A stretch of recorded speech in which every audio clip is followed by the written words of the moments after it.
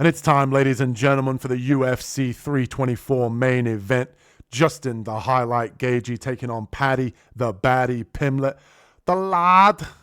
Carlos, who you got in this one? It's tough not to take Paddy in this one because he has gotten a lot better stand-up wise, and he's got the ground game to go with it. Paddy, I think, is a very heavy striker too for the weight class.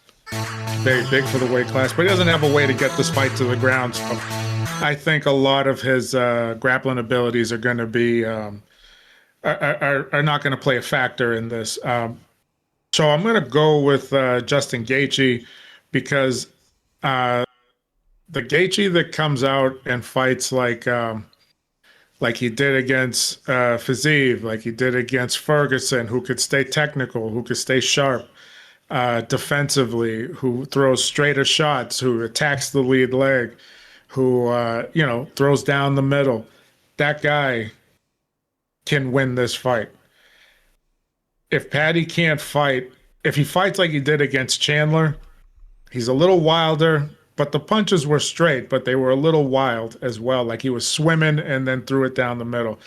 If he fights like that, Gaethje's going to pick him apart. And that's kind of what I expect. I don't expect him to be sharp in his striking from his last fight to now. It's a possibility, but that's not who he is. He's not that guy that's going to have clean technique like that. He's not the guy that's going to be very solid defensively. But if it goes to the ground, is he going to sub Gaethje? I don't believe he has that ground game where once it touches the ground, that Gaethje's in trouble. I think he's not even going to be able to get it there because few people are able to get it down to the ground. One of them was Khabib, and he submitted Gaethje. So I don't feel that he's going to be able to implement that part of his game. So that leaves the stand-up, and I feel that Gaethje is going to cause more damage. He's going to cause more crashes. He's going to probably hurt Paddy a few times to the leg, probably to the body. But Paddy does take shots very well, whether it's to the leg or to the head. So I don't see a knockout from Gaethje, but I do see this being a war for 5 rounds. And this may be the first time, because he's got very good cardio too, that he slows down in a fight, especially if his leg gets chewed up. So I'm going to take Paddy. I'm going to take Gaethje. I think he's going to get it done. I don't think it's going to be pretty. I think it's going to be a very gritty fight. Paddy has gotten so much better since the oh my goodness. There was a fight where good Lord, I can't remember who it was that people thought he lost to.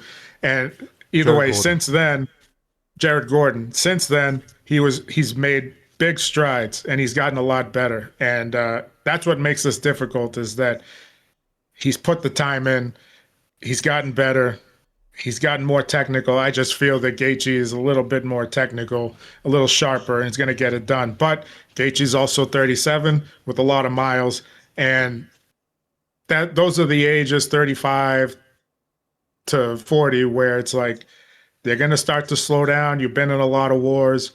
It can happen overnight, or it can happen in, maybe another year from now. I think Gaethje has taken enough time off to help himself heal, help himself relax, help himself get better, to recover. And I think he's going to be ready to go. So I'm going to take Gaethje to get this one done.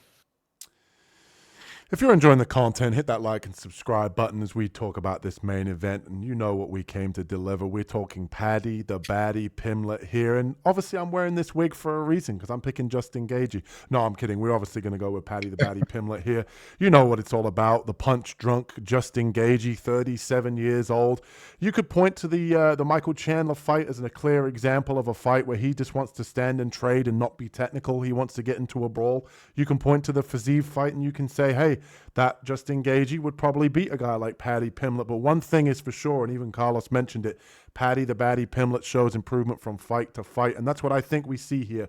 You look at Paddy, he will not stand and brawl anymore. He will kick from the outside. He will frustrate his opponent. He will circle. He will do what it takes to get them to engage, where he can use his opportunistic grappling and time his takedowns. I do think that this is going to be the toughest fight of his career, no doubt about it. You look at the skill set of Justin Gaethje here. Obviously, good kicks, lights up the calf, good boxing, very, very, in terms of pedigree, I think that he's definitely fought the who's who in the division. Michael Chandler's lost to the who's who of the division, but Gaethje's actually got some credentialed wins at this top sort of 15 division here at lightweight. And obviously it's no secret, Justin Gaethje has good takedown defense, good wrestling himself, and very few people are able to take him down, which is why I think that this is going to be a tough fight for Paddy overall. I do think that he has got the skill set. However, each fight, the thing that's really impressed me about Paddy is that he's shown an improvement to his game from fight to fight. I look for that in fighters. I think that he comes here the best version of himself, bigger, stronger. I think his striking is going to be a little bit improved. It's going to have to be, especially his defensive striking as well. He's going to have to be able to have better head movement and not take the big shots from Justin Gaethje. He's going to have to be able to land those big kicks from the outside and really just use moments and make this a gritty dogfight. I think this is going to be very back and forth. I think Paddy is going to have success eventually getting this fight to the ground. And I actually, unlike Carlos, do think that once fights hit the mat, Paddy is able to look for those sort of submissions, and he is able to make some sort of opportunistic submission happen. And one of the things, if you even look in that Michael Chandler fight, once he did get the fight to the ground, he's either looking to hurt you or tap you, one of the two. And I think even if he gets the fight to the ground here against Gaethje, he's able to pull him down a few times. I trust him to be able to stick to that game plan and not get suckered into a brawl. I do think that Gaethje, like I said, can definitely have success on the feet. I just trust Paddy here to be able to show that he's got more levels to his game. I think he also knows what this moment means in terms of, his stardom, his kind of rise in the UFC, 7-0, 7-fight win streak inside the UFC. This is his moment to be able to get himself a title shot, and I think he comes in prepared. I think it's going to be difficult. I don't think it's going to be a whitewash like he's shown in some of his previous fights. I think Justin Gaethje is going to make it an absolute dogfight. We might be looking at a back and forth, striking affair at moments. I think it could go to the judge's decision here, and ultimately Paddy gets his hand raised. I'm only leaning to Paddy, but I do see the holes in the game that Justin can definitely exploit, whether that be with the calf kicks, whether that be with the takedown defense and overall the better striking. But going with the hometown guy, going with the fan favorite, going with the guy here whose hair I'm wearing, the luscious locks, Paddy Pimblett. I think he gets it done, unanimous decision, and we're looking at the number one contender here at lightweight to fight for the belt. And that's all we got time for here on the Ground and Pound podcast. So if you're enjoying the content, hit that like and subscribe button. It's been a pleasure. Been missing you guys here for the new year. Looking to break down all of these fights this year. And if you're new, welcome to the channel. Carlos, before I wrap things up, is there anything you want to say to the people? Yeah, man, it's good to be back on here doing these fights. I got to apologize for the confusion in the Harrison-Nunes fight. That is definitely a very difficult fight to pick, and you guys got to remember to give me a moment because this brain doesn't work the way it used to. Maybe it's been hit a few times, maybe it hasn't. Who knows? Maybe I'm just getting old, but always good to be back. And if you like the content, please remember to like and subscribe. Sit back and have a can of Coke and some Tucky fried chicken, lad. And enjoy UFC 324 Paramount Plus. We'll catch you guys in the next one. Peace. Peace.